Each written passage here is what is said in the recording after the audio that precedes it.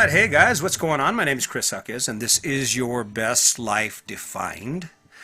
So Sandy and I mentioned a while back we got some kayaks, and we decided, you know what, it's time. We've kind of been putting it off because I've been doing a lot of other things trying to keep ahead of this, and so I loaded the kayaks yesterday because we got our new rack and went to the lake. We spent little over 3 hours out there paddling around the lake. What was cool about it was that at first, when we first got out there, there's a case of nerves because it's new, and of course there's some scary aspects of it, I suppose, if you don't know how to swim. But we both had vests on, we know how to swim, so it really didn't make any sense. But when we jump in these kayaks, the first thing we do is we head out to deep water. I mean, all right, we're going to paddle across the lake, because that's kind of how I do most things. Well, we start doing that, and we're cutting waves and cutting the wind and going hard, and then I look over and Sandy just turns to the right. I'm like, what the hell? So I turn around. Well, she went to shore. She went to the shallow water. And what was funny about that was when the experience got good.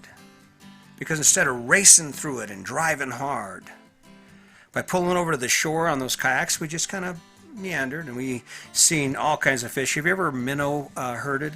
I did a little of that. We would get our kayaks coordinated, and pretty soon you'd just get this ball of minnows. And it was funny. We're cruising around the lake, and as you change different ecosystems, the size of the fish change. So apparently the bigger fry, they get the cover of the bushes and the weeds because they're a little bigger, and if the little guys from along the shore would go in there, they'd probably get eaten. So kind of a ruthless kind of situation, but yeah, but it was cool. It was really cool. And I sat there on that kayak and I thought to myself, you know what, this is what it's about. This is pretty cool. And I do what I always do. I thought about you. I thought about, well, I'm sitting here on this lake in the middle of Colorado, and I'm looking around. I'm looking at plants I've never seen before from a perspective I've actually never taken advantage of. I've never been the guy on the water cruising around. I've always been the guy on shore watching the guy on the water cruise around, and now it's pretty cool. It's a pretty good choice for us. That's what I mean when I say, are you living your best life? I'm not going away, I can assure you of that. I'm just going to sit here and keep talking, and eventually at one point someone's going to catch on to something I'm saying here. Because when you compare that story I just told you or just shared with you with what you did today, how does it match up? I mean, even if you don't believe in your mind there is any possible way you could actually spend a day or spend every weekend in a boat cruising around looking at little fish and other plants, or, I mean, it doesn't have to be that, it can be anything, but if you think about what's stopping you from doing that, come on, man. Just doing it. I mean, you're going to do something every day. I have a busy schedule. I get up at between 5 and 5:30 every morning, and I have to edit a podcast, get something loaded. I have to do a little writing. And I say have to because this is my new job. I've adopted this as my new job. I have to get those kayaks loaded because I have to take them out on the lake, and I have to paddle around that lake and introduce myself to a bunch of fish. That's kind of cool, isn't it? When you think about what you did, and I'm not judging, I mean, because that doesn't work. So I used to, when I first started doing this whole thing I do now with trying to help people, I remember I would come at them, I'd be like, are you happy? And they'd say, yeah. I said, do you love mowing lawn? No. Well, then you can't be happy. And it would attack them, and they would piss them off, and they'd attack me. And even now, Sandy tells me, she goes, I hate that story about the lawn. Because I used to tell the story about how I was out mowing lawn one day, and I realized I don't like mowing lawns, so that was the jump-off point for my life that I live now, actually, when it comes down to it. I thought, why am I mowing a lawn? No one needs lawn. Every spring it would be a week of getting sprinkler heads fixed and getting them adjusted, and probably have to replace the pump every 5 years, and just one thing after the other. And I'm thinking, why in the hell am I doing this? It was cool being on the lake because you take a minute. You just kind of take a minute to be quiet and to think about things. And it was cool for more than that. It was cool because it didn't matter, because the time I was there I was still there. Now, if you're not me and you have to work every day, part of the ability to make that the best it can be and to live your best life within that is just to Look at the good parts of it. Become that best employee you can be. I mean, that's the ticket. If you're the best at what you are, there's an opportunity that'll open up for you. But chances are, most of us, well, I wasn't the best employee. I mean, you're going to do something today. Pick that day. Do it. What did you do today? Did you do it to your best? Do you have a plan? See, let's just pretend for a second. I've been thinking about this. Let's just pretend for a second that all of the obligations on your time and the money you currently earn were gone. They were removed. You don't owe anyone any money, and aside from the time you spend working, you don't owe anybody your time.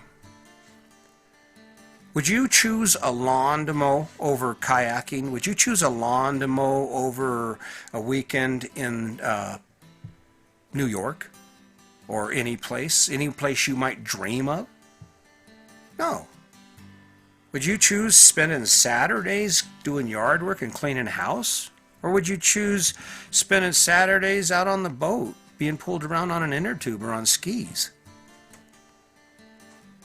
I don't know. I'm not really trying to work this too hard on you. I'm not trying to push anything down your throat. What's cool about it, though, is that this thing will actually catch on. There are going to be some people who listen to a few of these and they go, I don't know, and then they come back and they listen to a few more, because even though they go about their business, when they come back, I'm still here.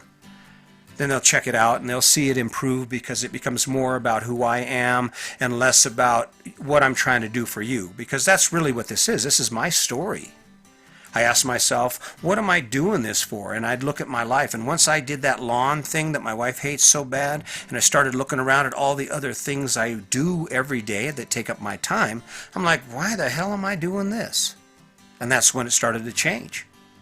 I started replacing stuff. And the cool part is, even if you're not ready to get rid of something in your, maybe you're just cool with lawn for now.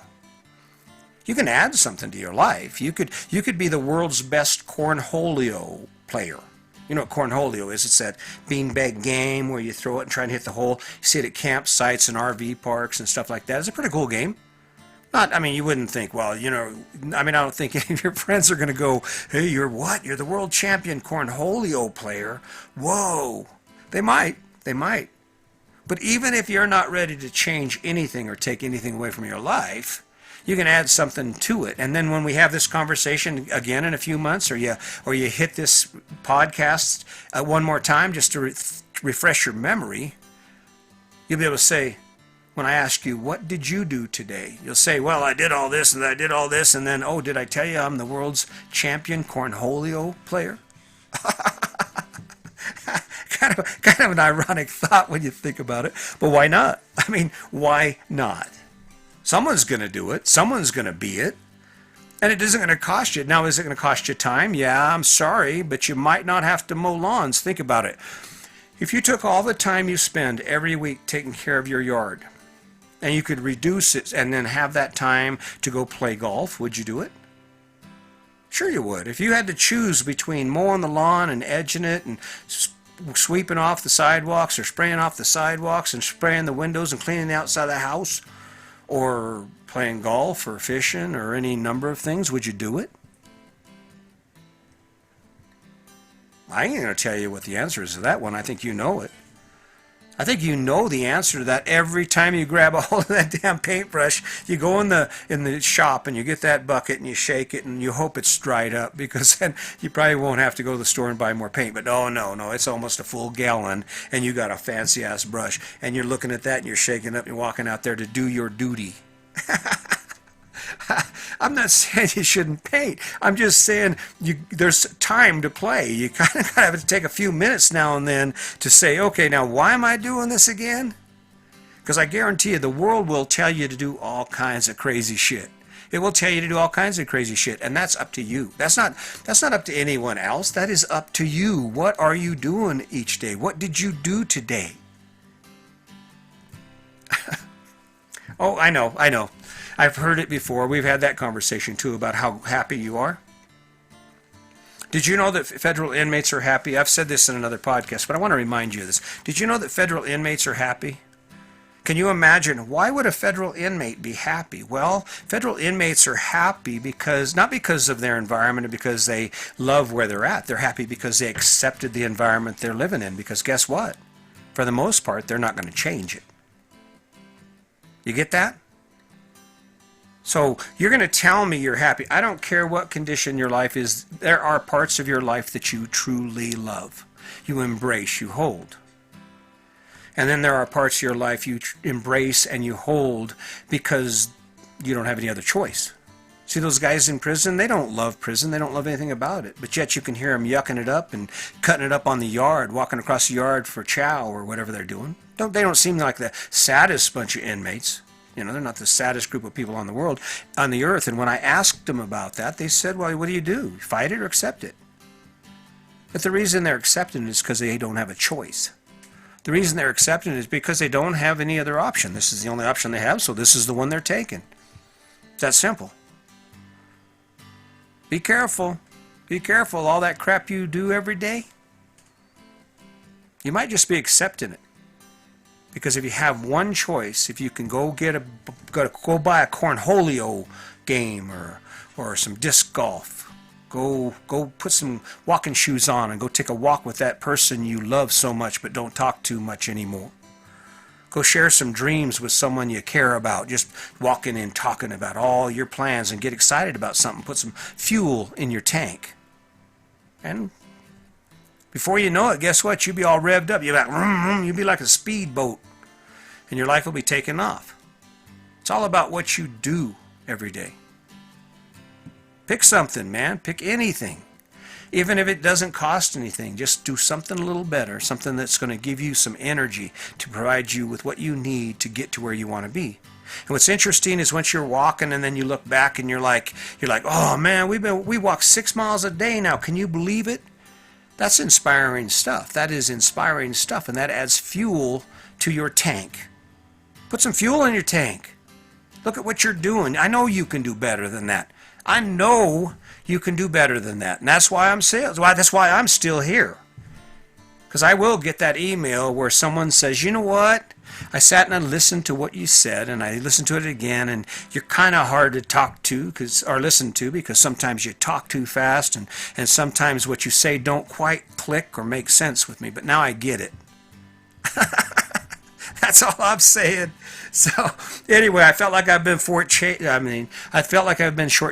you on these. I think I need to slow down even if they're a little longer and spend some time thinking about what it is I'm trying to say. And what I'm saying is, take a look at what you did today and find a way to make it better. Add something to it. Go get some cornholio, or go walking with that person you love, or go learn a new game, or read a book, or write a book.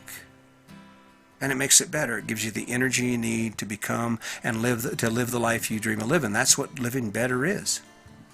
How else do you say it, man? I'm going to keep going. Anyway, as always, just remember, today is your day. Make it a good one.